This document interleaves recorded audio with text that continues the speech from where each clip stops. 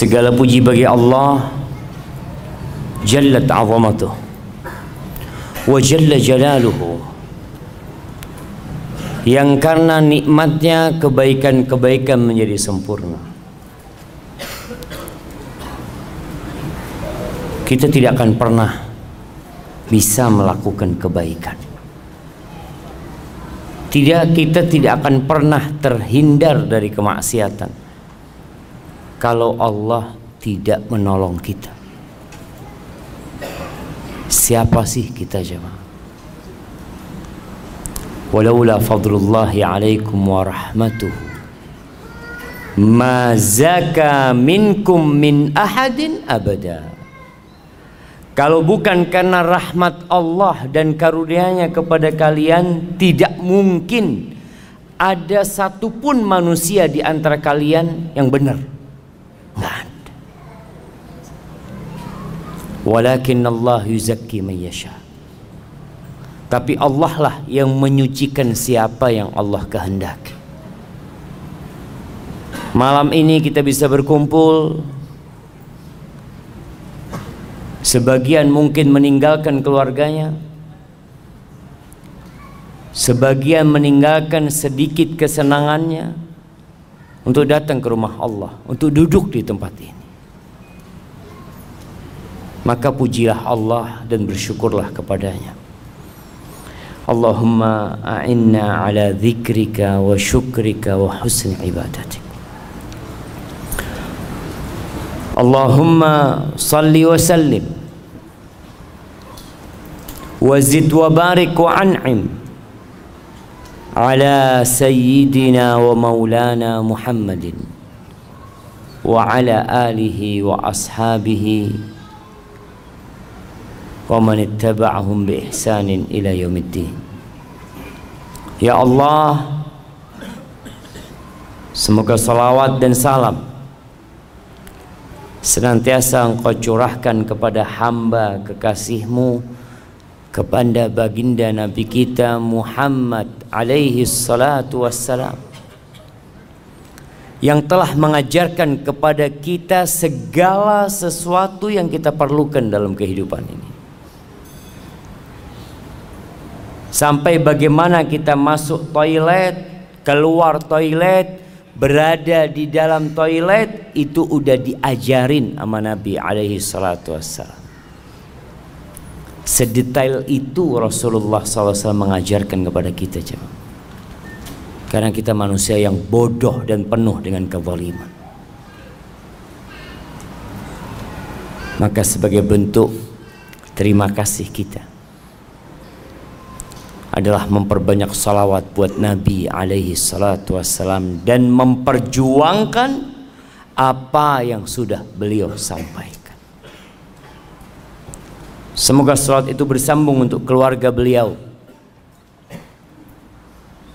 Jamaah rahimakumullah, kita nih yang udah keluarga kadangkala dapat godaan dari istri kita. Rasulullah sallallahu alaihi wasallam juga pernah mendapatkan godaan dari istri. Bicara tema kita malam ini, godaan wanita itu dahsyat. Sampai akhirnya Rasulullah sallallahu alaihi wasallam memboikot istri. Istri-istri. 9 istrinya tidak ada yang digaulin.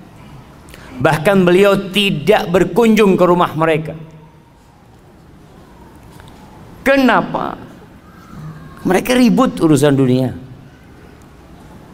Mereka sibuk minta tambahan nafkah. Ada yang istrinya minta tambahan nafkah. Lalu Allah turunkan firman-Nya di surah Al-Ahzab ayat 28-29. Apa kata Allah? Ya ayyuhan nabi, wahai nabi, qul li azwajika, katakan kepada istri-istrimu, in kuntunna turidnal hayatad dunya wa zinataha fata'alain umatti'kunna wa usarrihkunna sarahan jamila. Wahai istri-istriku, dipanggil tuh satu persatu. istri Nabi alaihissalatu wassalam, mulai dari Aisyah, ditanya, kalau yang kalian inginkan itu kehidupan dunia, perhiasan dunia, kenikmatan dunia, ya udah, aku akan kasih kepada kalian harta, tapi kita nggak bisa untuk bersama kembali. Aku akan ceraikan kalian dengan perceraian yang indah. Cukup sampai di sini hidup kita, nggak bisa dilanjutkan.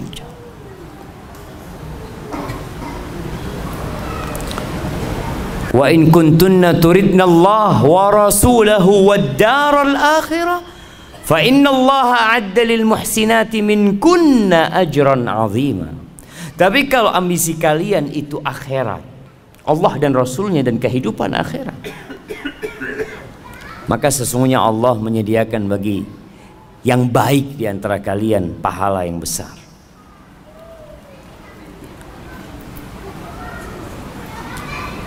Istri-istri Nabi itu sebenarnya tidak terlalu berlebihan menurut kacamata orang sekarang. Apa sih yang diminta istri-istri Nabi? Mereka itu hidup susah. Seringkali Nabi alaihissalam puasa sunnah karena di rumahnya tidak ada makanan.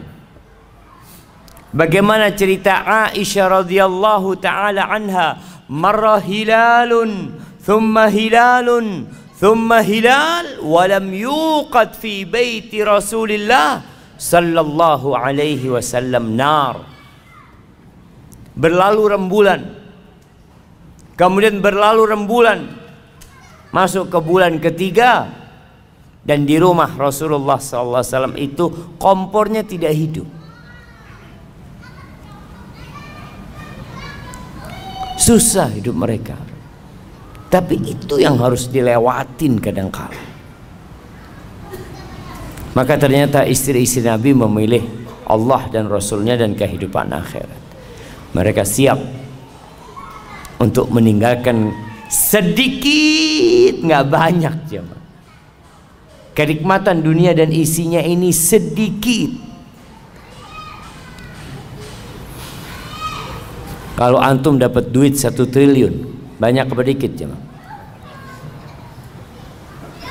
Antum pegang 1 triliun dan pegang 1 ekor lalat, bisa 1 triliun bikin lalat?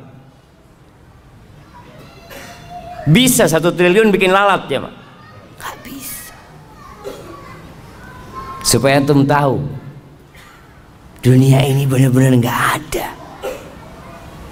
Kalaupun ada, nilainya dikit. Qul mata'ud dunya qalil, dikit kenikmatan dunia. Maka semoga salat bersambung untuk keluarga Nabi yang mereka telah mendampingi Rasulullah sallallahu alaihi wasallam dalam kehidupan beliau, dan kelak istri-istri Nabi akan mendampingi Rasulullah sallallahu alaihi wasallam di surganya. Dan semoga salat juga bersambung untuk keluarga Nabi, anak-anak Nabi, keturunan Nabi Muhammad sallallahu alaihi wasallam, dan para sahabatnya serta orang-orang yang mengikuti jalannya. Amma ba'd, jamaah rahimakumullah, kita hidup di masa yang gemerlapan kehidupan dunia ini begitu menggoda.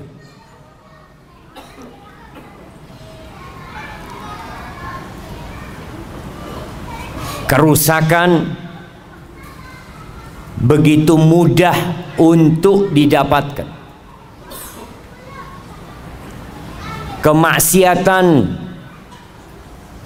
yang dahulunya sulit untuk dikerjakan di masa sekarang ini mudah.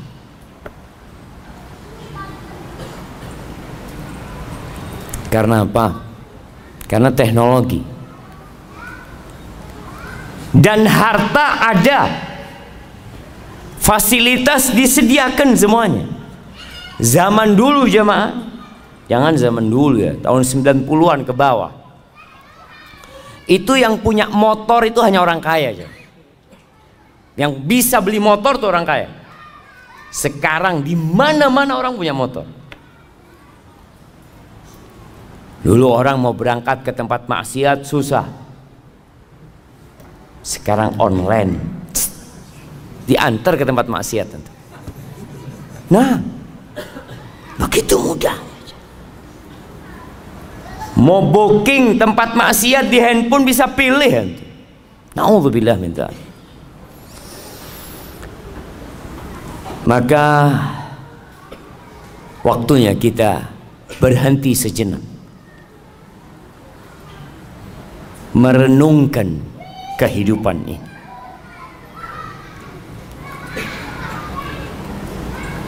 Karena jangan sampai kita baru berpikir tatkala malaikat pencabut nyawa datang mencabut nyawa kita. Kita perlu mengingat, dan kewajiban setiap muslim untuk mengingatkan dirinya, untuk menghisap dirinya, dan mengingatkan orang lain. Tadi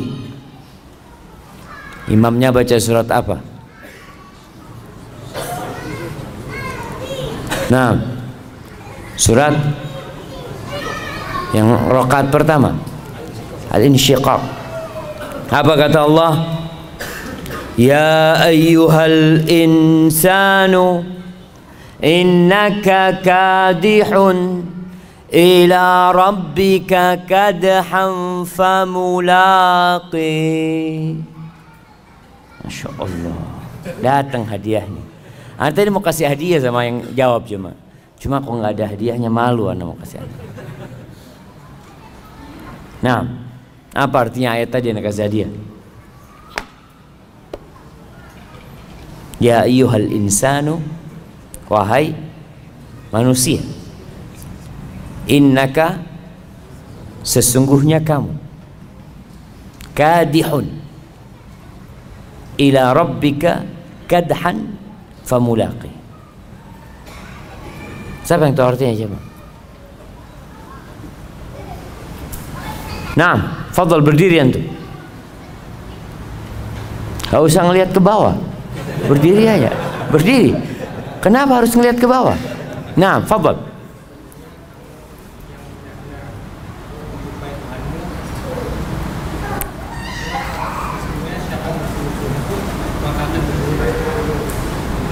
Sesungguhnya siapa yang bersungguh-sungguh akan berjumpa. Yang nggak bersungguh-sungguh sama semuanya. Innalillahi wa inna ilaihi rajiun. Kasih hadiah nggak apa coba. Kirim ke belakang. Iya, artinya kita itu bekerja, beramal yang pasti kita akan jumpain hasil kerjaan kita. Kita semua menuju Allah Azza wa Jalla, semuanya. Tapi ada yang sampai dan ada yang tidak sampai. Jamaah rahimakumullah, di antara yang menyebabkan manusia itu terlena ada dua hal. Yang pertama, lupa, dan yang kedua malas. Nabi Adam alaihissalam bagaimana terjebak dalam dosa? Apa kata Allah? Walaqad ahidna ila Adam min qabl fanasi walam najid lahu azma. Tuh Allah udah kasih perintah kepada Nabi Adam alaihissalam, jangan deketin nih pohon. Boleh semua engkau makan kecuali pohon ini. Dan dikasih tahu hati-hati sama setan. Jangan sampai engkau tergoda sama setan. Ini musuhmu. Fanasi, lupa Nabi Adam alaihissalam. Karena setan pada waktu itu waqasamahuma inni lakum alaminan nasihin. Oh, setan itu kalau suruh kasih nasihat jamaah, sumpah-sumpah. Wallah, aku ini orang suka ngasih nasihat sama kamu. Ini pohon ini kalau engkau makan, engkau akan kekal jadi malaikat kau. Lupa Nabi Adam kalau ini musuh, kok percaya sama musuhnya. Walam najid lahu azma. Kita dapatin nggak ada semangat, malas. Ini Allah yang katakan. Akhirnya Nabi Adam turunkan. Maka dua hal ini penyakitnya, lupa dan malas, futur. Ketika seorang lupa, kenapa dia beribadah kepada Allah? Kenapa dia melakukan ketaatan kepada Allah? Maka lupa ini akan mengantar dia kepada kejenuhan. Jenuh antum jangan. Kenapa sih anak kok datang kajian, ngaji pulang, sholat, masjid, males antum akhirnya. Awalnya dari lupa. Oleh karena itu kajian terus diadakan, khutbah Jumat nggak pernah berhenti, mengingatkan orang. Cuma yang diingatkan ini datangnya ketika qomat. Gimana mau diingetin jam? Anda melihat di sebagian tempat itu orang udah datang, apalagi kalau karyawan ya di tempat kerja, itu mereka udah keluar dari tempat kerjanya, duduk di luar nunggu biasanya. Nunggu apa? Nunggu qomat ya. Maka seringkali anak ini ngomong sama teman-teman, kapan sih kita bisa mendakwain mereka tuh yang lupa? Bisa sampai kepada mereka. Alhamdulillah teknologi membantu. Sekarang bisa promosi video, clips atau ceramah-ceramah pendek itu.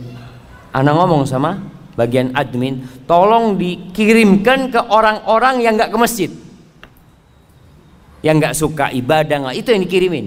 Kalau yang sudah sering ke masjid, sering kajian, jangan dikirimin. Alhamdulillah dia. Karena memang lupa dengan tujuan hidup manusia. Kenapa dia melakukan ketaatan ini? Itu akan membuat kita jenuh dan bosan menjalani kehidupan ini.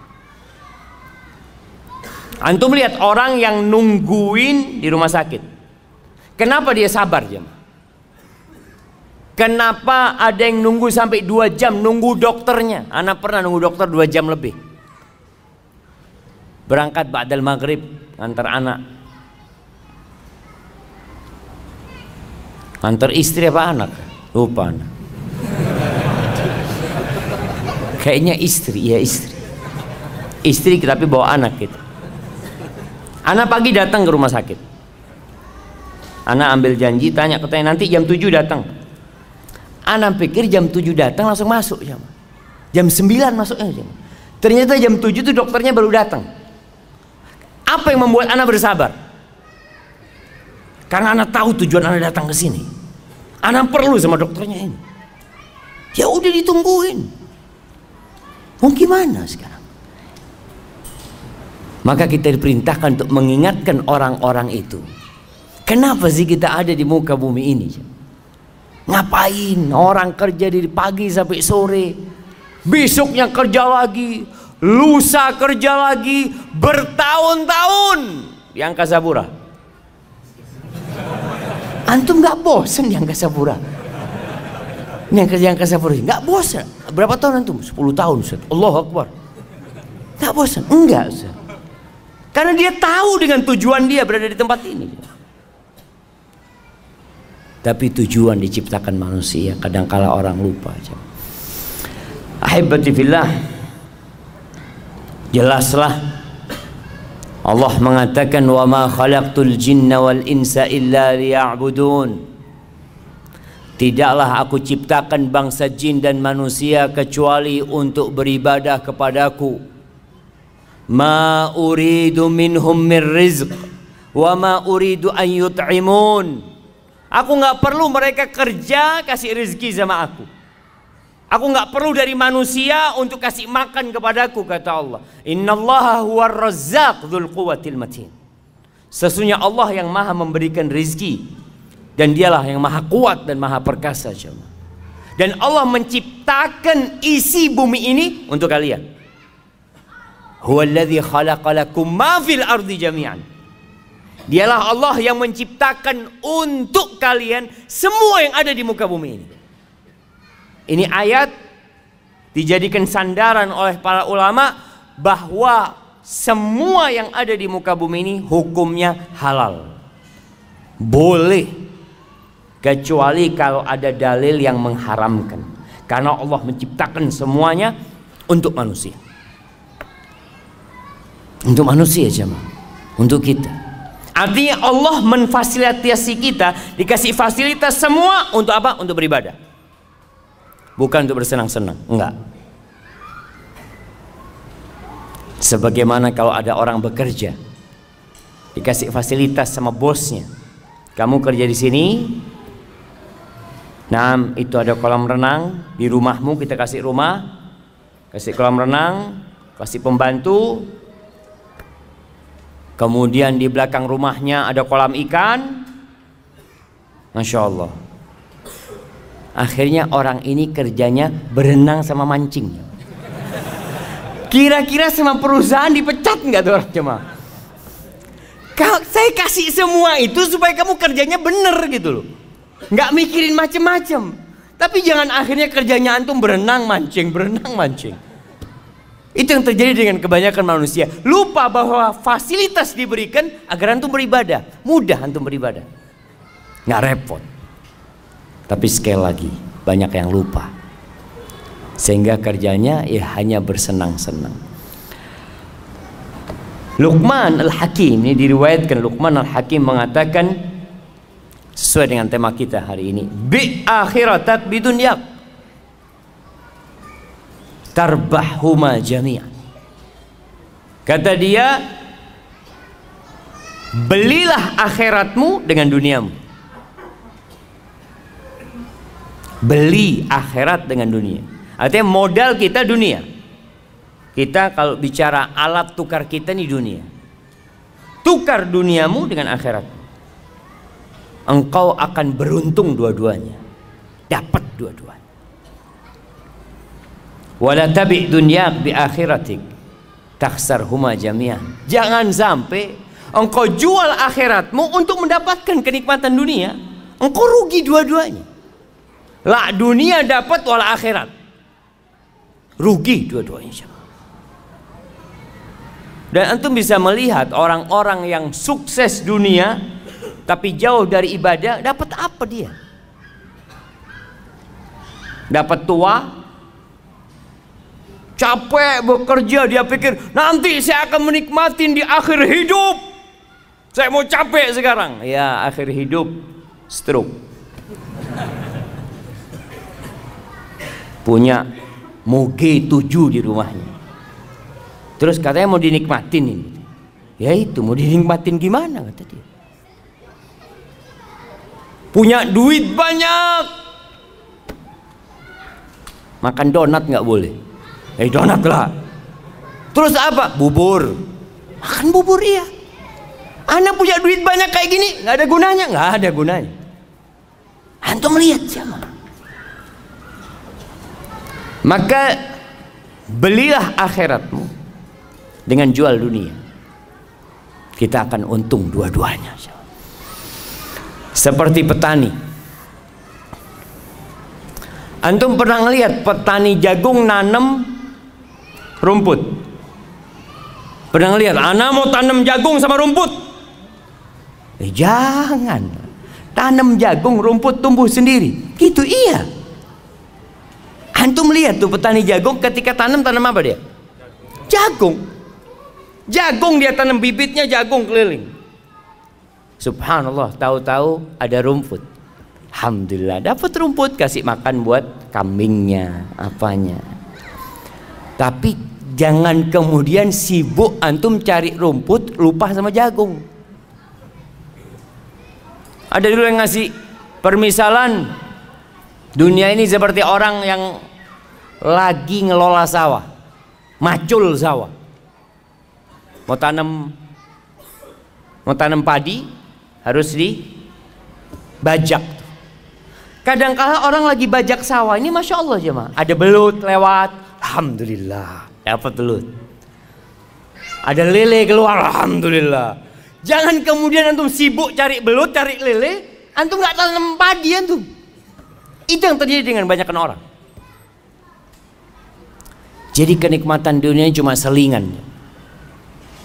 Ya, untuk modal ke akhirat. Allah Azza wa Jalla mengatakan tentang manusia ini, setiap Jumat disunnahkan imam sholat Jumat itu untuk membaca surat Al-A'la sama Al-Ghasyiyah. Dua-duanya mengingatkan kita tentang kehidupan dunia. Di surat Al-A'la Allah mengatakan, bal tu'thirunal hayatad dunya wal akhiratu khairu wa abqa. Tapi kalian ini lebih mementingkan kehidupan dunia. Antum lihat tuh orang-orang yang selalu ngomong kita tuh harus seimbang dunia dan akhirat. Lihat realitanya. Apakah dia seimbang dunia dan akhirat? Berapa jam dia cari dunia dan berapa jam dia cari akhirat? Orang tuh bisa duduk di kantornya jamaah dari jam 8 pagi sampai jam 4 sore. Duduk kajian ba'dal maghrib, setiap berapa menit lihat jam. Kok nggak selesai-selesai kajian subuh? Ini baru mulai gitu jamaah. Jadi kalau mau bicara seimbang, antum harus seimbang beneran. Antum cari dunia 8 jam, cari akhirat 8 jam. Bisa. Berat kayaknya Ustaz. Paling enggak yang wajib-wajib aja lah Ustaz, kata dia. Nah, tuh banyak orang yang awalnya ngomong seimbang, terakhir dia wajib-wajib doang sudah jamaah. Padahal kalau urusan kerjaan dunia, lembur dia kerjakan jam. Bisa lembur sampai besok, siap. Yang penting ada fulusnya. Tidak ada urusan dia jawab. Siap kajian sampai subuh. Besok kerja Ustaz. Insya Allah. Lembur untuk akhirat itu nggak siap jamaah. Karena apa? Nggak ada fulusnya. Ana izin minum dulu jamaah.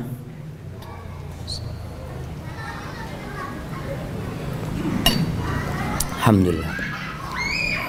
Kalian lebih mementingkan kehidupan dunia, padahal akhirat itu lebih baik dan lebih abadi, kekal jemaah. Banyak sih ayat-ayat dalam Quran yang menjelaskan tentang hakikat kehidupan dunia. Rasul sallallahu alaihi wasallam mengatakan, man kanatid dunya hammahu ja'alallahu faqrahu baina 'ainaihi. Barang siapa yang ambisinya dunia, afwan, salah. Barang siapa yang dunia ambisinya, sama apa enggak sama yang pertama aja? Beda. Memang dunia itu ambisi dia. Enggak ada dalam benak dia akhirat. Dia kerja, sekolah, mulai sekolah. Jangan bilang kerja, sekolah. Kenapa kamu sekolah? Ya, supaya dapat pekerjaan. Setelah dapat pekerjaan, ya kawin lah. Setelah kawin, punya anak. Terus punya rumah, punya ini tuh. Jadi dari awal itu akhirat tidak ada dalam benak dia aja. Dunia. Jadi pengaturan dalam otak dia itu dunia. Semua dihitung dengan fulus. Kalau antum tahu orang barat tuh punya istilah time is money. Itu dunia. Jadi kalau orang bicara ambisi dunia, waktu adalah uang. Antum duduk di masjid, antum ditanya, antum dapat apa? Maghrib sampai Isya dapat apa antum? Kalau antum buka warung dapat fulus. Antum jualan online dapat fulus. Duduk di masjid, keluar fulus. Karena ambisinya dunia, semua dihitung dengan dunia. Berangkat umroh, haji dihitung sama dunia. Umroh berapa bayarnya? Berapa sekarang jamaah? 25 juta. 25 juta. Keluar fulus itu, tabungan berkurang 25 juta. Kemudian ninggalkan kerjaan. Keuntungan anak sehari itu umpamanya 200.000. Kalau anak ninggalkan kerjaan selama 9 hari, 1.800.000 habis. Belum kalau pulang nanti sakit, capek. Nanti di sana masih beli oleh-oleh. Aduh, enggak lah, nggak usah umroh. Subhanallah, karena dia ambisinya dunia. Apa yang akan terjadi dengan manusia yang menjadikan dunia ambisi dia? Ja'alallahu faqrahu baina ainai. Allah jadikan kemiskinan itu di hadapan mata dia. Perasaan takut miskin itu ada di depan mata dia, jemaah. Baina ainai, subhanallah ya. Di antara kedua matanya, kata Nabi SAW. Seperti orang pakai kacamata, jemaah. Kemanapun dia memandang, ke atas, ke bawah, ke kanan, ke samping, yang ada takut miskin. Wasyattata alaihi syamlah, urusannya dicerai-beraikan. Enggak kelar-kelar urusan dia, jemaah. Ana sering sampaikan. Dulu ana berpikir orang yang kaya raya, yang sudah sukses, itu akan lebih sering di soft pertama. Karena dia sudah selesai dia. Dia mau makan sampai 7 keturunan sudah ada. Dia udah punya keran. Keran dia di rumahnya dibuka, itu bukan air yang keluar, jemaah. Fulus. Sudah punya dia keran, jemaah. Tapi kenapa nggak bisa ngisi soft pertama? Urusannya ruwet. Ada banyak pekerjaan dia. Yang meeting sana, rapat sini, ya Allah. Jangan untuk ibadah, untuk keluarga. Sampai ada cerita di Arab sana. Ada satu orang kaya sukses, jemaah. Waktu untuk keluarganya itu sedikit. Sedangkan tetangganya ini miskin. Akhirnya sering kumpul sama keluarga. Habis asar duduk bareng-bareng sama anaknya, makan pisang goreng, minum kopi. Si istri orang kaya ini cemburu dengan keadaan tetangganya. Maka dia ngomong sama suaminya, "Bang, abang itu kok sibuk terus cari fulus? Nggak lihat kayak tetangga kita bisa kumpul sama keluarganya sore-sore, ngobrol, makan bareng. Masa?" Kata, "Iya." Oh ya, pinter nih suaminya, jemaah. Tetangganya dikasih modal kerja, jemaah. Kasih modal kerja sama dia, ruwet hidupnya, nggak lagi kumpul. Sama sekarang katanya. Yang awalnya punya waktu duduk sama keluarganya, nggak ada waktunya sudah, jemaah. Hadi dunia, jemaah. Jadi subhanallah, Allah jadikan urusannya. Karena tetangganya pinter, kamu mau nggak saya kasih modal kerja, nanti kamu bisa lebih kaya, bisa punya rumah, bisa punya mobil, ini dibuka itu, jemaah. Ya boleh kalau gitu. Hati-hati. Boleh bekerja, nggak dilarang. Kita bicara ambisi. Ambisinya kita tuh ngapain sih hidup di sini? Ambisi antum kerja itu ngapain? Kalau dunia nggak akan pernah rampung urusan antum. Antum lihat jemaah haji kita lebih banyak yang tua daripada yang muda. Kenapa?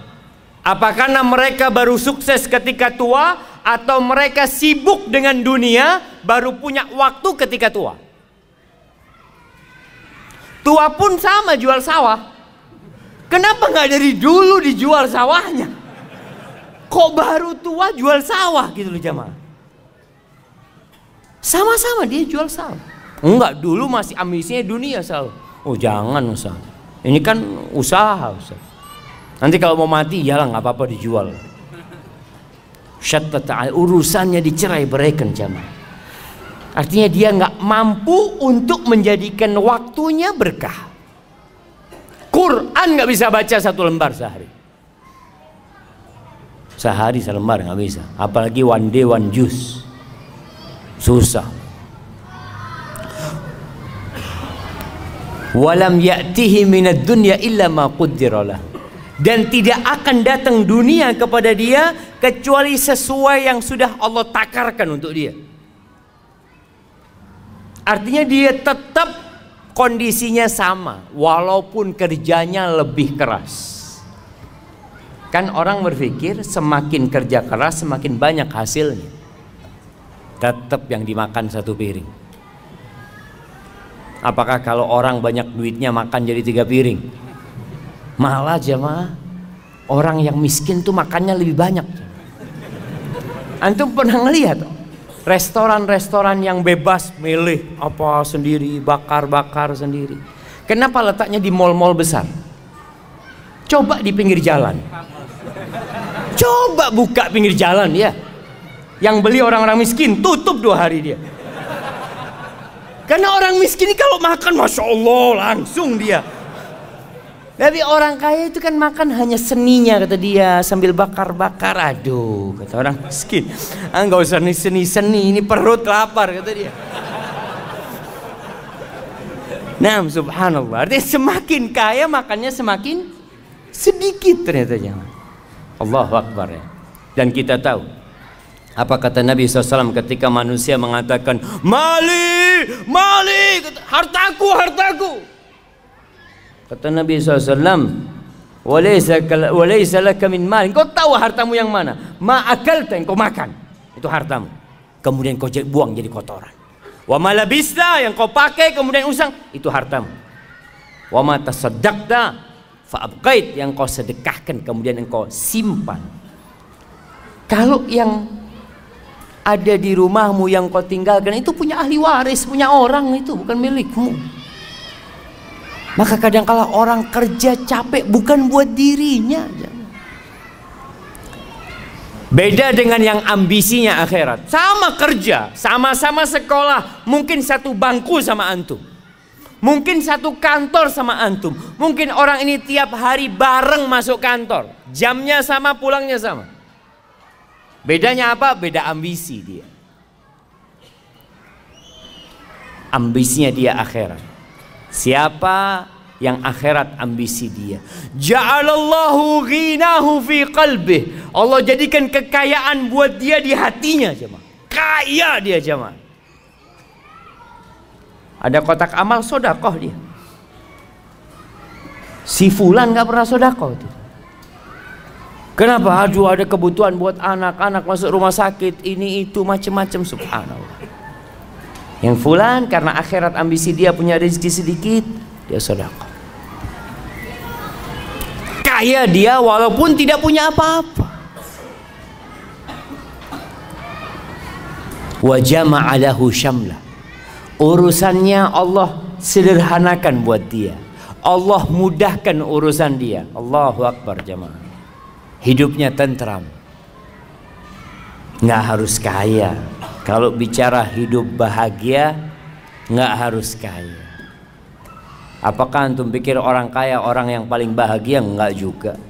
Apakah engkau pikir orang yang terkenal artis itu orang yang paling bahagia? Enggak, banyak artis bunuh diri. Banyak. Antum nggak lihat orang-orang sukses ada yang matinya misterius. Di negeri kita banyak orang-orang yang dianggap public figure narkoba. Karena dia nggak mendapatkan kedamaian itu jemaah. Tapi kalau ambisinya akhirat, Allah apa? Urusannya Allah sederhanakan. Nasi sama tempe zen buat dia. Alhamdulillah.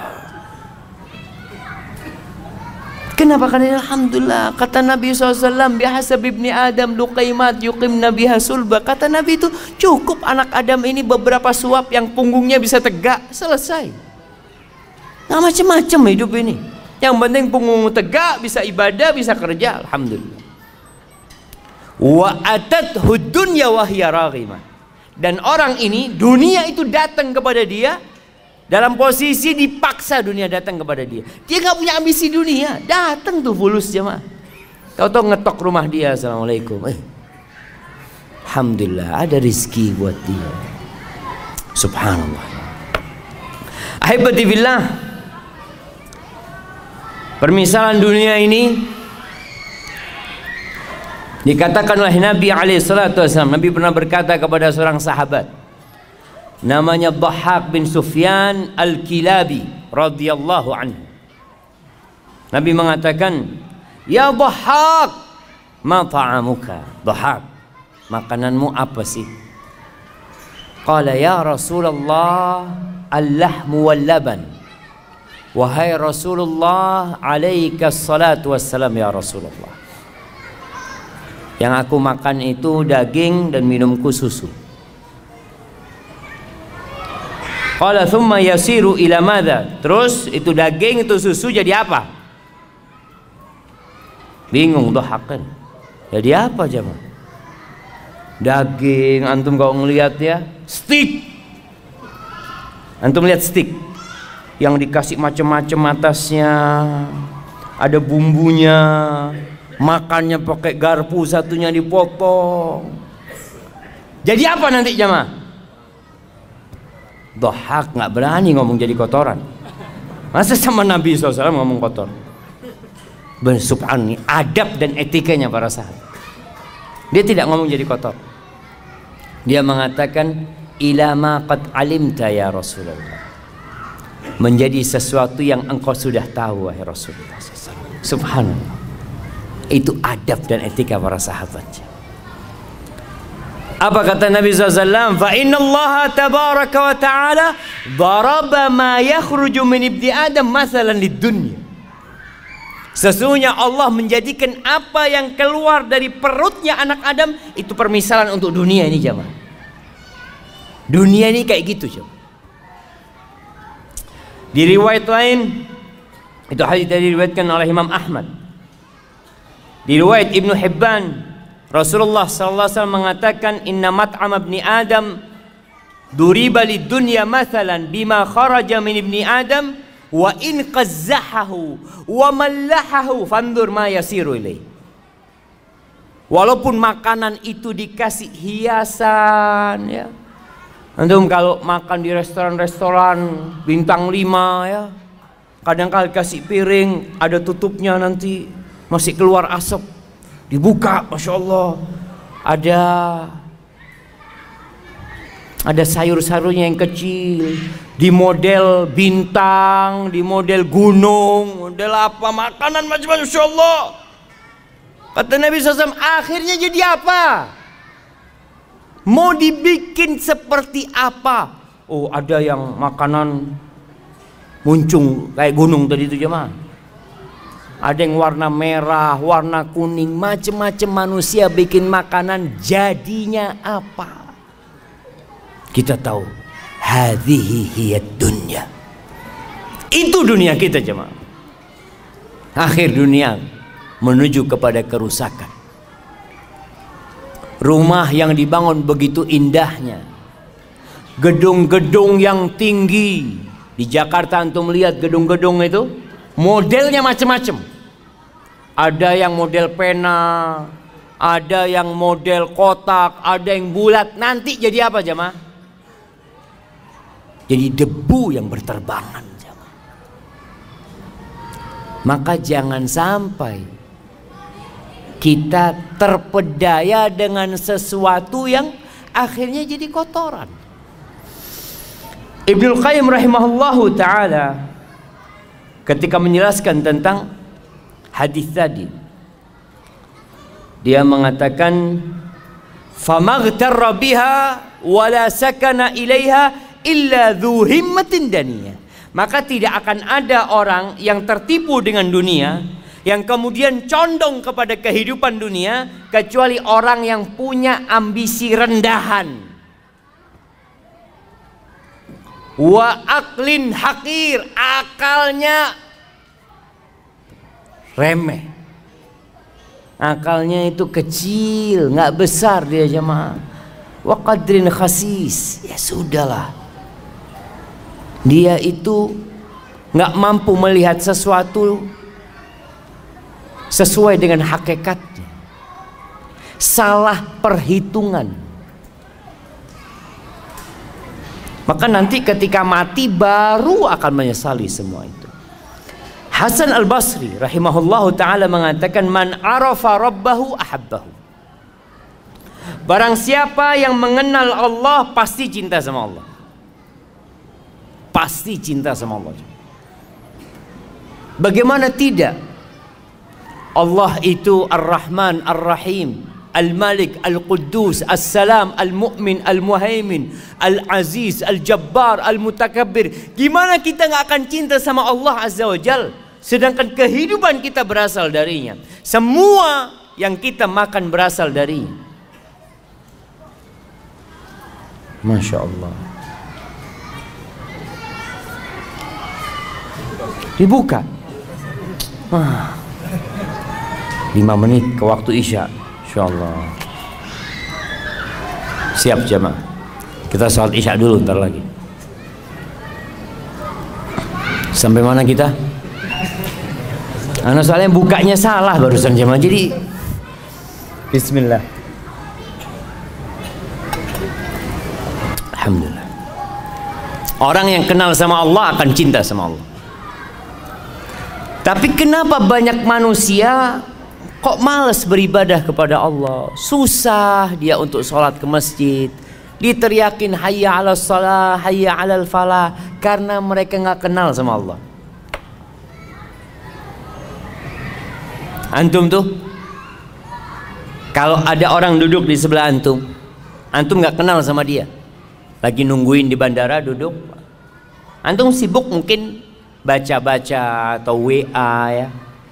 Setelah itu antum dikasih tahu, mas, yang di sebelah kamu itu, iya siapa? Wakil presiden. Loh, wakil presiden, ya Allah, assalamualaikum pak, ahlan. Baru antum jadi menghormatin dan menghargain dia, karena antum dikasih tahu, antum kenal. Itu manusia biasa. Atau siapalah, antum makan di warung, ada orang datang mau duduk di sebelah antum, dalam hati kecil antum, ya Allah, ini orang nggak tahu adab, tempat udah sempit, duduk sini. Kasih tahu, mas, yang di sebelahnya itu gubernur Jakarta. Subhanallah. Assalamualaikum pak. Baru senyum antum. Maka dikatakan tak kenal maka tak sayang. Betul. Banyak kita nggak kenal sama Allah.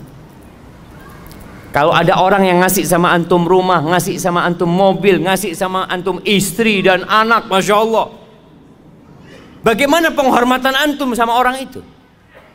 Dipanggil antum, ditelepon, bulan antum datang ke sini, siap. Padahal antum lagi makan, aduh bismillah lah berangkat, sudah ditinggal makanannya. Karena yang manggil siapa? Yang ngasih antum semuanya. Gimana dengan Allah Azza wa Jalla? Itu kata Hasan Basri, yang kenal sama Allah dia akan cinta sama Allah. Wa man arafa dunya zahida fiha. Yang kenal sama dunia dia akan zuhud sama dunia. Yang kenal sama dunia, tahu dengan hakikat dunia. Maka antum lihat bagaimana Rasulullah SAW, beliau orang yang paling kenal sama dunia. Ketika ditawarin, Masya Allah, tawarin gunung jadi emas ya, ditawarin kenikmatan-kenikmatan dunia. Sampai Umar bin Khattab nangis, sahabat nangis melihat susahnya hidup Nabi SAW. Lalu apa kata Nabi? Mali walid dunya. Apa urusanku sama dunia ini? Innama mathali wa mathalud dunya karakibin istadhalla tahta syajaratin thumma raha wa tarakaha. Pemisahanku sama dunia ini seperti orang yang sedang berkendaraan, kemudian berhenti di rest area. Kita lihat, kalau dulu berhenti di bawah naungan pohon, orang naik onta panas berhenti di bawah naungan pohon, Kira-kira berapa lama di bawah naungan pohon? Sebentar, terus mau ditinggal. Antum pernah lihat orang di rest area bangun rumah? Rest area bangun rumah, Pak, ngapain di sini Pak, kata dia. Kita cuma lewat, kita mau ke Bandung nih. Oh iya, nggak jadi dia. Kalau kita kenal sama dunia, kita akan zuhud dengan dunia, sebagaimana Rasulullah SAW mengajarkan kepada kita. Tapi jemaah, kayaknya kita sholat dulu. Nah, insya Allah kita lanjutkan setelah sholat. Jadi setelah sholat nanti kita langsung kajian. Ba'diyahnya ditunda selesai sholat. Selesai sholat setelah kajian atau di rumahnya nanti jemaah. Hadza wallahu a'lam bissawab.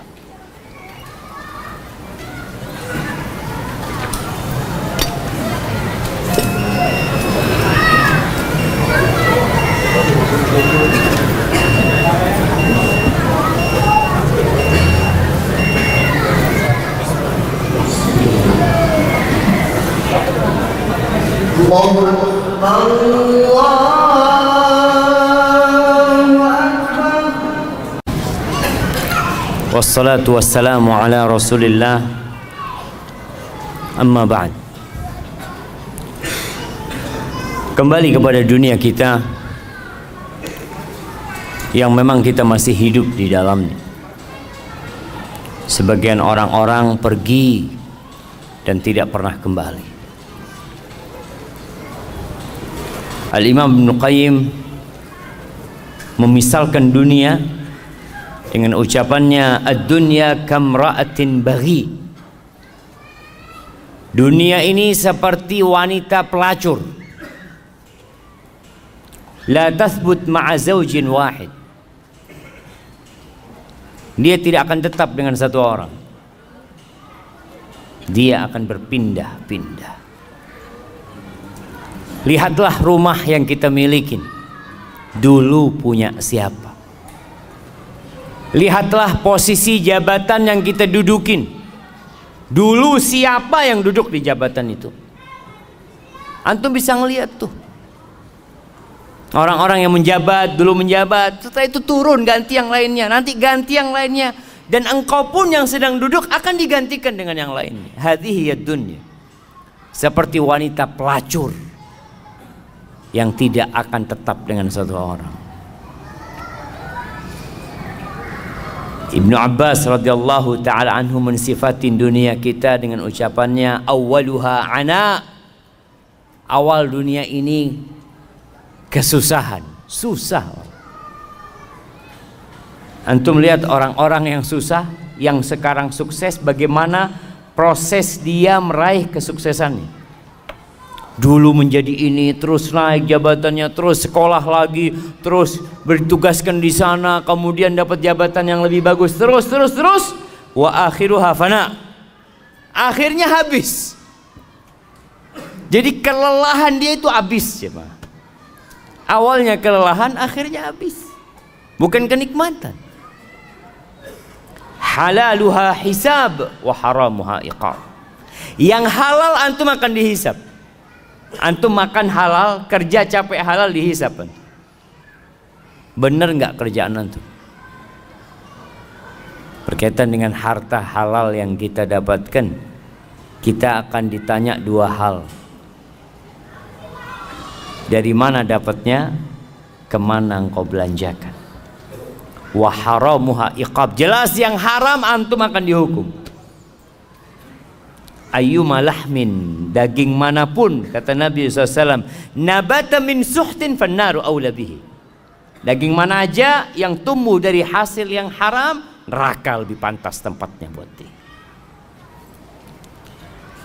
Man istaghna biha futin, yang kaya terfitnah dengan hartanya. Yang punya harta banyak terfitnah dia. Kadangkala sampai merasa nggak perlu sama Allah Subhanahu wa taala. Na'udzubillah min dzalik. Innal insana la yatgha ar-ra'ahu istaghna. Kalla inna ila rabbika ruj'a. Orang tuh benar-benar melampaui batasnya, melakukan tindakan-tindakan yang konyol. Kapan? Ketika merasa cukup dia, udah kaya. Wa man iftaqar ilaiha hazin. Yang merasa perlu sama dunia akan hidup penuh dengan kesusahan dan kesedihan. hidupnya sedih terus. Melihat temannya beli mobil, anak kapan beli mobilnya? Melihat temannya menikah, ya Allah, ini teman sudah istri kedua, anak satu belum dapat. Insya Allah. Dunia. Wa man sa'alaha fatatuh, yang berusaha untuk mendapatkannya akan kehilangan dunia itu. Tadi ketika ambisinya dunia itu akan kehilangan. Na'a anha wa man na'a anha atathu. Bahkan yang menjauh dari dunia, dunia itu akan datang sama dia. Wa man nadhara ilaiha a'mathu. Barang siapa yang melihat kepada dunia dengan pandangan yang penuh dengan kesukaan kepada dunia ini, maka dia akan jadi buta, lupa dengan halal haram. Segala cara dia gunakan untuk mendapatkan dunia. Waman basra biha basratu, tapi yang berusaha untuk melihat dunia dengan pandangan yang sebenarnya, maka dia akan tahu dengan hakikat dunia. Jamaah rahimakumullah, ketika perang Uhud, para sahabat kalah, sempat menang, kemudian dikalahkan oleh musuh-musuhnya. Walaupun orang-orang musyrikin tidak berhasil menghabisi Rasulullah Sallallahu Alaihi Wasallam dan para sahabatnya, tapi banyak sahabat yang meninggal dunia. Apa sih penyebabnya? Subhanallah. Allah menyebutkan di surat Ali Imran ayat 152, walaqad sadaqakumullahu wa'dahu ittahussunahum bi'idhnih hatta idza fashiltum wa tanaza'tum fil amri wa asaitum min ba'di ma arakum ma tuhibbun. Nih Allah janji dan Allah tepati janjinya. Bagaimana Allah berikan kemenangan kepada para sahabat ketika perang Uhud. Di awalnya Allah berikan kemenangan, tapi tatkala mereka gagal melaksanakan perintah Nabi Muhammad SAW, mereka bertikai. Ketika pasukan pemanah yang diperintahkan untuk tetap berada di tempat mereka, mereka mengatakan, mereka ribut di antara mereka sendiri. Udah, kita ngapain di gunung sini? Kita udah menang tuh. Itu harta rampasan perang. Kita bantuin umat Islam, para sahabat yang lain untuk ngumpulin harta rampasan perang. Wa asaitum min ba'di ma arakum ma tuhibbun. Apa kata Allah? Minkum man yuridud dunya wa minkum man yuridul akhir. Di antara kalian ada yang ambisinya dunia dan ada yang ambisinya akhirat. Tsumma sarafakum anhum liyabtaliyakum. Akhirnya bukan dapat kemenangan, malah dapat kekalahan. Untuk apa? Untuk menguji kalian, supaya kita sadar, ketika antum gagal dalam kehidupan ini untuk meraih sesuatu, itu sebuah peringatan dari Allah buat kita supaya kita jadi lebih baik lagi. Antum mau kejar sampai kemana? Kalau ada yang di PHK umpamanya dari tempat kerjanya, antum nanti akan di PHK selama-lamanya. Kalau sekarang antum di PHK masih punya rumah kadang-kala, nanti antum di PHK taruh di kuburan sama orang-orang. Selesai urusan. Dikatakan bahwasanya ada 4 racun. Ini seorang yang bijak menyebutkan ada 4 racun dan ada 4 penawarnya. Orang tuh kalau dikasih tahu tentang racun, dikatakan ini racun nih. Kalau kau makan ini bahaya, bisa gatal, bisa apa, tapi ini ada penawarnya. Ada 4 racun dan setiap racun itu memiliki penawar. Yang pertama dunia. Dunia ini summun qatil, racun yang mematikan. Wa tiryaquha zuhdu fiha. Penawarnya itu zuhud di dunia. Zuhud itu bukan berarti miskin. Siapa yang tahu arti zuhud? Ana kasih hadiah. Nah, fadhal. Yang keras.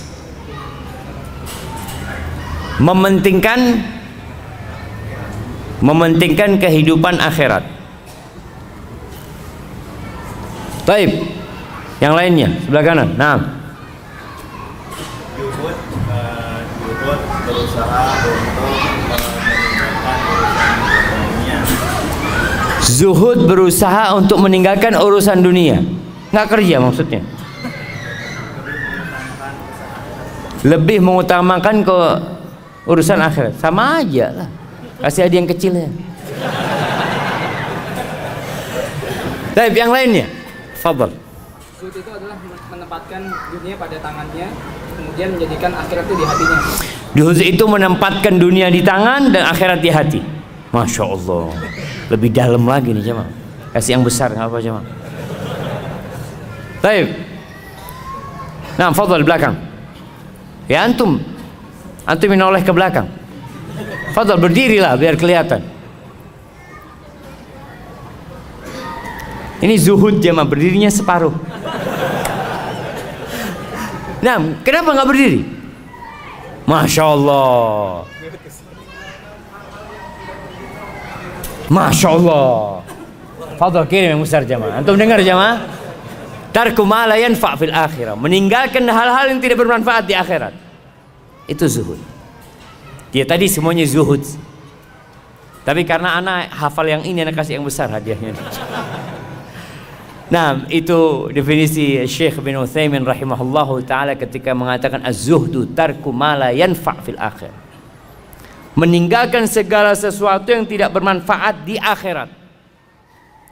Kalau harta bermanfaat di akhirat, antum cari harta. Tapi buat akhirat tadi jamaah. Kalau ternyata jabatan itu bermanfaat buat akhirat antum, antum kejar tuh jabatan. Tapi buat akhirat. Anak kayaknya Ustaz mau jadi ketua di KM masjid Ustaz. Antum jangan ambisi jabatan, bukan. Anak kalau jadi ketua DKM masjid, insya Allah anak makmurkan masjidnya. Artinya dia berusaha untuk meraih sesuatu yang bermanfaat buat akhirat dia, bukan buat dunia. Itu zuhud jamaah. Namun banyak yang memahami zuhud itu miskin, ya bajunya compang-camping. Enggak jamaah. Bisa jadi orang itu masya Allah dirut sebuah perusahaan, tapi dia zuhud. Bahkan ada orang-orang yang kaya raya nggak wajib zakat jamaah. Kaya raya nggak wajib zakat karena duitnya tiap bulan disodakohkan, sehingga pas penghitungan zakat nggak ada yang mau dizakatin, belum sampai nisabnya tadi. Barakallahu fikum. Anak kok buka ini ya, astagfirullah. Dan yang pertama tadi dunia, racun yang mematikan, penawarnya adalah zuhud di dalamnya. Yang kedua harta, mal. Allah mengatakan wa tuhibbunal mala hubban jamma. Harta ini racun. Bahkan kata Nabi alaihi salatu wasallam, likulli ummatin fitnah wa fitnatu ummati al-mal. Setiap umat itu ada fitnah dan fitnah umatku itu harta. Antum melihat pembunuhan yang terjadi, apa penyebabnya? Harta. Kakak beradik tidak bertegur sapa, apa sebabnya? Harta. Wallahi jamaah, kalau antum lihat bagaimana harta ini membuat banyak nyawa melayang, tali silaturahim terputuskan, racun harta ini. Terus apa penawarnya? Zakat dan sedekah. Kalau antum sudah sedekah, masa antum mau makan hartanya orang? Enggak lah, anak buat akhirat anak. Kalau bicara sodako nggak diterima kalau sodako dari yang haram, nggak ada gunanya antum. Maka bersihkan harta antum dengan zakat dan perbanyak sodako. Kemudian dikatakan termasuk racun itu al-kalam, ngomong. Ada orang itu dikasih bala suka ngomong, suka bicara. Terus apa penawarnya? Zikrullah, sering berzikir. Jadi antum kepingin ngomong, ahsan zikir. Kepingin ngomong lagi, ahsan zikir. Karena ada orang yang terfitnah ngomong terus kerjanya. Kalau nggak ngomong, sekarang ngomongnya pakai tulisan. Komen terus kerja, masya Allah, antum nggak ada kerjaan gitu. Ya itu Zat, komentator dari dulu jamaah. Subhanallah, ana pernah dulu waktu masa ada Piala Dunia lah, di mana setiap negara itu kan kirim apa? Pemainnya jemaah. Kemudian karikatur di koran itu, Indonesia bukan kirim pemain, kirim komentator. Iya. Ada yang suka ngomong, suka memberikan komentar, dan ana rasa obat dari komentar ini adalah zikrullah. Udahlah, jangan semua dikomentari. Antum mengucapkan Masya Allah, Subhanallah, Astagfirullah, Allahu Akbar, itu akan lebih indah. Kemudian yang termasuk racun ini al-qadha, hakim yang memutuskan. Orang itu kalau dapat jabatan itu, Allahu Akbar, dikatakan orang yang dikasih jabatan apalagi jadi hakim itu disembelih tanpa pisau. Jabatan dia sangat menakutkan. Terus gimana Ustaz? Apa penawarnya? Adil. Berbuatlah yang adil sudah. Anak kemarin membaca berita ada hakim yang dibunuh. Ya, konsekuensi ketika seorang menegakkan keadilan, mungkin nyawa antum yang akan melayang. Tapi mau tidak mau, kehidupan ini nggak lama. Kalau nggak besok, lusa kita akan mati. Jamaah rahimakumullah, Utsman bin Affan radhiyallahu anhu diriwayatkan mengatakan, hammud dunya zulmatun fil qalb. Ambisi dunia itu menyisakan kegelapan di dalam dada, di dalam hati. Antum nggak bisa tidur, bingung. Ketika mikirin dunia, wallahi antum bingung. Wa hammul akhirah nurun fil qalb. Tapi ambisi akhirat itu cahaya di hati. Jadi ketika antum berambisi untuk akhirat, terang antum melihat jalan hidup ini jemaah. Terang. Antum tidak akan berada dalam kegelapan. Dan yang terakhir, berkaitan dengan tema kita hari ini, Rasulullah sallallahu alaihi wasallam banyak berdoa, mengatakan Rabbana atina fid dunya hasanah wa fil akhirati hasanah wa qina adzabannar. Antum perbanyak nih doa. Kalau kita lihat dari doa ini, kalau persentasenya jemaah, doa ini 3 bagian yang disebut dengan doa sapu jagat ya. Yang pertama, Rabbana atina fid dunya hasanah. Ya Allah, berikan kepada kami kebaikan di dunia. Apa kebaikan di dunia? Berbagai macam penafsiran para ulama. Ada yang mengatakan ketaatan kepadamu ya Allah, bisa beribadah kepadamu. Itu kebahagiaan di dunia. Memiliki harta yang membantu kita untuk meraih akhirat kita. Artinya kita hidup di dunia perlu kebahagiaan, tapi semuanya yang mengantarkan kepada akhirat. Wa fil akhirati hasanah. Dan berikan kebahagiaan di akhirat. Kita minta kepada Allah Subhanahu wa taala agar kita bisa selamat ketika dibangkitkan dari kubur, kemudian melewatin satu persatu hal-hal yang sangat menakutkan di padang mahsyar sampai bisa selamat masuk surga. Wa qina adzabannar, dan selamatkan kami dari api neraka. Jadi dunia hanya 1/3 aja.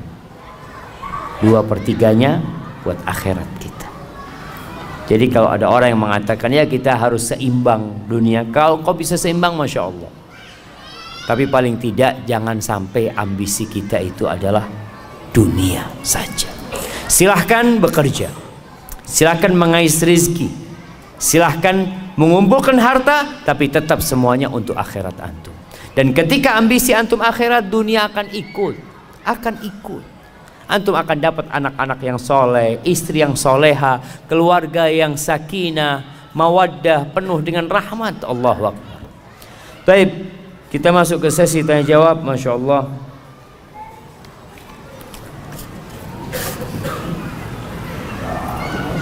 Ini niat jamaah sampai di print sama dia. Apa sekarang ada print yang bisa dibawa ke masjid? Hah? Belum ada jemaah. Printer bisa dibawa ke masjid. Assalamualaikum Ustaz. Waalaikumsalam. Ani mau tanya Ustaz. Di satu sisi kita nggak boleh pede dengan amal dan dosa kita. Bisa saja amal kebaikan kita tidak diterima oleh Allah dan dosa kita belum diampuni meskipun sudah beristighfar misalkan. Tapi di satu sisi kita harus husnudzon kepada Allah. Itu bagaimana Ustaz menyikapi dua sisi yang berbeda ini? Syukran, jazakumullah khairan. Masya Allah jemaah. Pertanyaan yang sangat indah. Iya. Jadi kalau bicara dua sisi yang berbeda, kita tuh husnudzon sama Allah, suudzon sama diri kita. Husnudzon gimana? Allah itu tidak ingkar janji. Allah tuh maha pengampun, Allah tuh baik, Allah tuh maha indah. Tapi akunya yang belum benar. Kalau tadi sholat, sholat mungkin ana riya sholatnya, mungkin belum khusyuk sholatnya. Ana sudah istighfar tapi ana kayaknya ngulangin lagi dosa tersebut. Jadi inilah yang harus ada dalam hamba. Allah ketika menyebutkan tentang orang-orang yang soleh, apa kata Allah? Yad'unana raghaban wa rahaba wa kanu lana khashi'in. Mereka itu terus berdoa, beribadah kepada kami dalam posisi harap-harap cemas. Jadi kondisinya dia berharap, nggak boleh putus asa. Tapi dia juga nggak boleh GR dengan amalan dia. Tetap dia cemas, takut amalannya nggak diterima, takut di dalam amalannya ada sesuatu selain Allah Azza wa Jalla. Jadi posisinya antum tetap berharap kepada Allah dan cemas dengan amalan antum yang mungkin belum sempurna. Oleh karena itu, selesai sholat kita baca apa? Astaghfirullah, minta ampun sama Allah SWT. Ketika antum dengar ayat wa man yattaqillah yaj'al lahu makhrajan wa yarzuqhu min haitsu la yahtasib. Barang siapa yang bertakwa kepada Allah, Allah akan kasih solusi buat dia.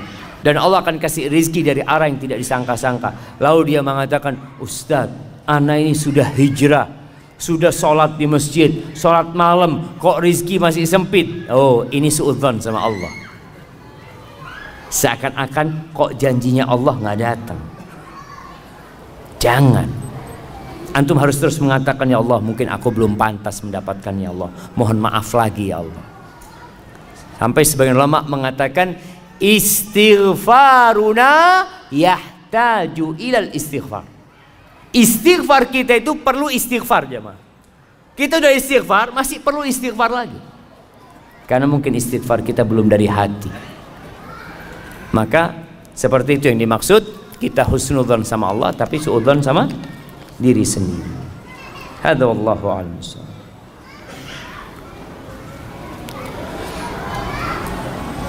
Ustadz, mohon nasihatnya. Bagaimana sikap kita dengan sudah bolehnya jam pulang kantor? Dengan sudah bolehnya jam pulang kantor, tetapi belum bisa pulang karena khawatir dengan pimpinan di kantor dianggap tidak loyal. Bahkan di kemudian hari disindir-sindir jika pulang lebih awal sesuai jam kantor. Syukran Ustaz, jazakumullahu khairan. Dan nasihat untuk pemimpin tersebut, Ustaz.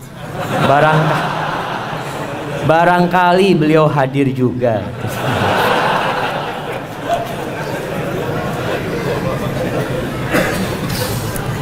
Jamaah rahimakumullah. Ya, kalau kita bicara jam kerja, ya udah, laksanakan tugas kita dengan baik sampai jam kerja usai, antum boleh pulang. Tapi ada yang namanya ihsan. Ihsan itu berbuat baik yang lebih dari tugas kita. Artinya kalau memang antum kerja 5 jam, kemudian ada kerjaan yang belum selesai, padahal antum udah boleh pulang sebenarnya, tapi anda selesaikanlah. Tapi jangan karena bos, tapi karena Allah Azza wa Jalla. Innallaha yuhibbu idza amila ahadukum amalan ayyutqinahu. Allah tuh suka kalau seorang di antara kalian beramal untuk menyempurnakan pekerjaan. Ini babnya bukan gaji lagi. Kalau antum lembur ada gaji, tapi ini babnya pahala di sisi Allah Azza wa Jalla. Kemudian kalau antum dikatakan tadi untuk menjaga kebersamaan di kantor ya, mungkin bos punya kerjaan yang belum selesai yang perlu kita bantu, makanya antum jaga hubungan baik dengan bos, dengan atasan. Datang, bos, ada yang bisa anda bantu? Kalau enggak, anda pamit mau pulang, bos. Jadi tetap hubungan itu baik. Atasan merasa dihargain. Kenapa? Apa nggak bisa seperti itu? Atau kita yang penting pulang sudah. Udah jam kantor selesai, bos, anda nggak perlu pamit sama antum. Masya Allah. Ini hanya sekedar babnya bab adab lagi. Ketika antum datang, bos, anda ada acara, kalau diizinkan anda mau pulang dulu. Tapi kalau ada kerja yang bisa anda bantu, anda bantu. Komunikasi yang baik jemaah, sehingga nggak ada lagi sindir-sindiran kayak gitu. Dan sejatinya bos kalau ngelihat sudah waktunya pulang, fadhol pulang. Tapi kan masalahnya kita menjaga kebersamaan di dalam sebuah tempat kerja.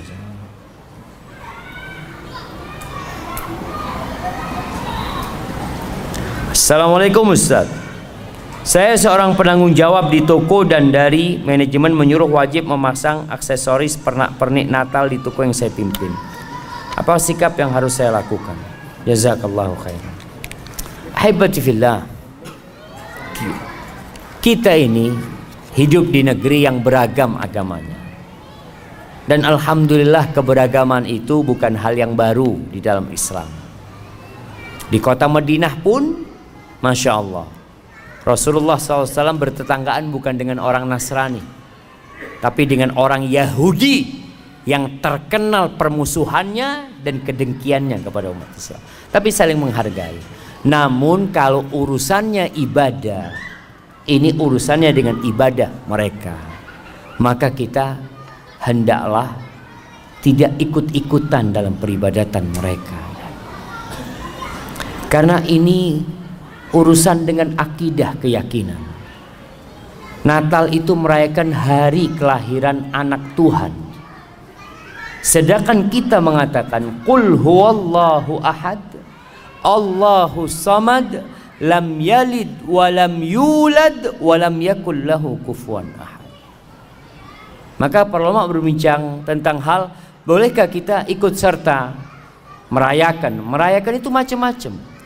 Salah satunya dengan tadi membuat sebuah, ya kalau bicara pasang aksesoris yang mengingatkan kalau ini memang adalah menyambut hari Natal mereka. Yang Nasoro silahkan, silahkan yang Nasoro mengadakan, membuat hal itu. Tapi yang Muslim la jam. Karena kita diajarin sama Allah, lakum dinukum waliyadin.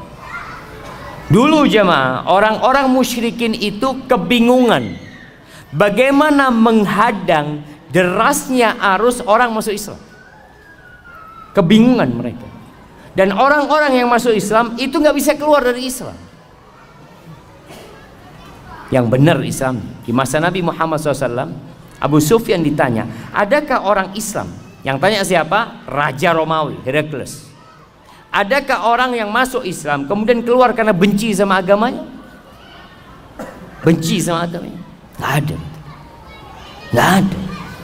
Bilal disiksa seperti itu, nggak keluar dari Islam. Sumayyah dibantai, disiksa sampai mati, nggak keluar dari Islam. Khabbab bin Ard dibakar jemaah, dibakar di atas api sampai kering punggungnya itu, mati itu arangnya. Dan dia nggak keluar dari Islam. Bingung orang-orang musyrikin. Kata Herakles mengatakan, kadzalikal iman idza khalatat basyashatuhul qulub. Iman tuh kalau sudah bercampur dengan relung-relungnya hati, nggak bakal keluar. Kalau yang murtad itu memang belum masuk ke dalam iman. Orang-orang musyrikin kebingungan menghadapi kaum muslimin. Akhirnya dia datang kepada Nabi Muhammad SAW menawarkan, gimana? Kita daripada ribut-ribut, sudahlah. Kami sembah Tuhanmu setahun, tahun depan kamu sembah Tuhan kami. Mereka tuh nggak cinta sama Tuhan mereka. Mereka siap untuk tukar-tukaran Tuhan. Iya. Kalau orang beriman, kata Allah, walladzina amanu asyaddu hubban lillah. Orang beriman lebih cinta kepada Allah daripada kecintaan orang-orang musyrikin kepada Tuhan-Tuhan mereka, sehingga mereka siap bergonta-ganti Tuhan. Sedangkan kita langsung turun firman Allah, qul ya ayyuhal kafir la a'budu ma ta'budu wala antum abiduna ma a'bud wala ana abidum ma abadtum wala antum abiduna ma a'bud lakum dinukum waliyadin. Bagimu agamamu, bagimu agamaku. Wa in kadzabuk faqul li amali wa lakum amalukum antum bari'una mimma amal wa ana bari'un mimma ta'malun. Aku berlepas diri dari kerjaan kalian dan kalian berlepas diri dari kerjaan kami loh. Kita nggak sama. Karena muncul sekarang suara-suara yang mengajak semua agama sama. Nggak sama, jemaah. Jangan disamakan. Kita hidup beragam, kita toleransi. Kita menghargai non-muslim, monggo. Jangan sampai ada lagi bom-bom gereja seperti yang terjadi beberapa tahun yang lalu. Nggak ada, jemaah. Islam menghargai mereka beribadah selama mereka tidak memerangin, bertetanggaan dengan mereka. Mereka punya anak, kita ucapkan selamat, nggak apa-apa. Antum kasih hadiah, kasih oleh-oleh buat anaknya, kasih pakaian, ini toleransi. Tapi kalau anaknya Tuhan yang lahir, enggak. Iya jemaah, kita katakan enggak. Afwan, akidah ana mengatakan Allah itu ahad, lam yalid walam yulad, jelas. Kalau antum yang punya anak, anak kasih hadiah, anak ucapkan selamat. Itu Islam seperti itu. Kemudian ada orang, oh enggak toleransi. Anak ingatkan, baca sejarah sampai hari ini, siapa sebenarnya yang mengajarkan toleransi kepada dunia? Siapa sebenarnya? Dan siapa yang sebenarnya intoleransi? Andalusia, bukti toleransi dan intoleransi. Spanyol itu bukti toleransi dan intoleransi. 800 tahun umat Islam ada di sana, orang-orang Nasara hidup damai, aman, dan tidak dipaksa masuk Islam. Tidak dipaksa masuk Islam. Dan orang-orang Nasara di dalam negeri Islam tidak dipaksa pakai bajunya umat Islam. Enggak. Bahkan mereka harus pakai baju khusus. Engkau pakai bajumu, pakai bajumu, pakai atributmu, tunjukkan atributmu yang memang diperbolehkan. Jadi nampak ada perbedaan jemaah. Ada muslim, ada non muslim. Nggak dipaksa, oh kamu non muslim harus pakai bajunya umat Islam, harus pakai peci apa? Enggak. 800 tahun umat Islam di sana, orang-orang Nasrani hidup damai. Hanya dalam hitungan beberapa tahun, nggak sampai 10 tahun mungkin jemaah, Ratu Isabella dan Raja God menguasai Andalusian. Tidak ada satupun muslim di Spanyol.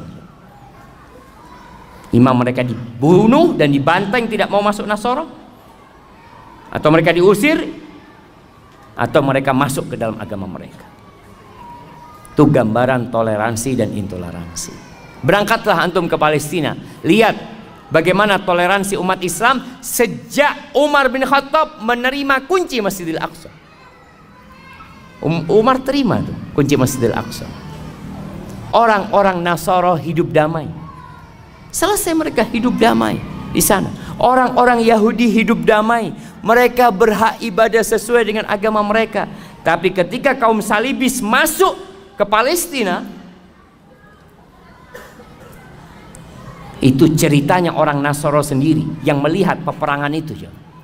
Itu darah sampai ke tengah betis. Anak-anak disembelih, dilemparkan dari menara-menara Masjidil Aqsa. Tahun 400-an Hijriah kejadian itu. Kenapa sih kok hilang toleransi itu? Ya, kalau engkau berkuasa menang, ya silakan. Seperti yang dilakukan umat Islam ketika menang Nasara, dipersilahkan untuk beribadah. Dan berbeda ketika Salahuddin Al-Ayyubi kembali menguasai Masjidil Aqsa. Apakah dia balas dendam, dibunuh kembali itu anak-anak orang Nasara? Lah.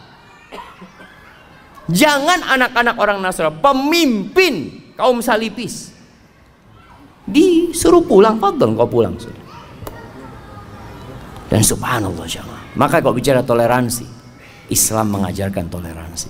Kalau ada mungkin oknum umat Islam yang melakukan ya pengrusakan, ya dia tidak mengatasnamakan Islam. Pribadi dia. Tapi ingat, kita jaga kebersamaan kita di negeri ini. Kita tunjukkan bahwa Islamlah yang mengajarkan toleransi. Dan semoga Allah Azza wa Jalla menjadikan kita orang-orang yang menegakkan agamanya. Hadza wallahu a'lam. Ustaz, bagaimana dengan ambisi jabatan? Karena dengan jabatan bisa memperoleh gaji besar agar bisa pergi haji dan umroh. Masya Allah. Kalau ambisinya haji dan umroh, tafadhal. Tapi jangan sampai setelah dapat jabatan beli motor baru antum. Umrohnya nantilah kalau udah beli motor. Antum ambisinya benar-benar akhirat, tunjukkan kepada enggak ya Allah. Aku nggak ada urusan apa-apa sama dunia ini. Aduh, hanya ingin berangkat umroh dan haji. Aku udah rindu kami berangkat umroh dan haji. Tapi itu harus dibuktikan jemaah. Bagaimana maksud hadis tentang setelah makan bawang jangan mendekati masjid? Saya belum paham, Ustaz. Jamaah rahimakumullah, masjid ini tempat berkumpul, tempat beribadah. Dan Rasul sallallahu alaihi wasallam mengatakan innal malaikata tata'adza mimma yata'adza minhu ibnu Adam. Malaikat itu terganggu yang manusia terganggu dengan. Salah satunya adalah aroma yang nggak enak, aroma yang nggak nyaman. Dulu aroma yang tidak nyaman itu bawang, ya, sampai sekarang sih. Cuma di Indonesia ini orang makan bawang mentah itu hampir nggak ada.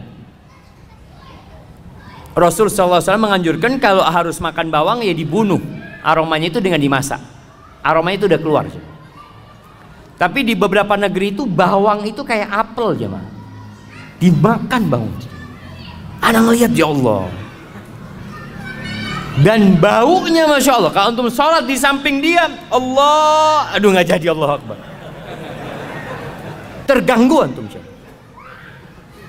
Makanya sama Nabi SAW yang seperti ini nggak boleh mendekat ke masjid karena kau mengganggu orang lain. Orang datang ke masjid untuk khusyuk, makanya dianjurkan pakai parfum, pakai wangi-wangian, bukan pakai parfum dari bawang. Indonesia apa yang bau jemaah? Pete, jengkol. Tapi mungkin ada kondisi tertentu yang kalau berkeringat itu memang jadi bau.